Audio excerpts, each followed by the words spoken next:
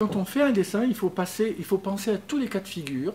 Alors on n'y arrive pas toujours, parce que des fois on dérape un peu, mais il faut penser aux cas de figure, à tous les cas de figure qui feront que le dessin ne sera pas manipulé ni manipulable par tel ou tel extrémiste de telle ou telle religion, parce que maintenant, il faut le savoir, nos dessins, ils circulent sur le web, donc il faut savoir ce qu'ils vont devenir et donc anticiper. Donc c'est pour ça que je dis qu'il n'y a aucun risque si on a le tonus comme Stavro qui...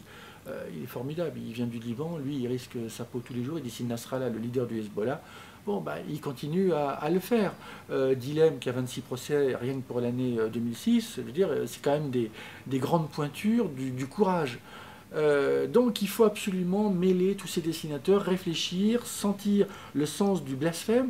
Il y a un blasphème pour ça, pour Mahomet, d'accord, mais comprenez côté monde arabe, par exemple, que quand vous faites un dessin sur les Israéliens avec un nez crochu, essayez de comprendre que c'est aussi considéré comme un blasphème.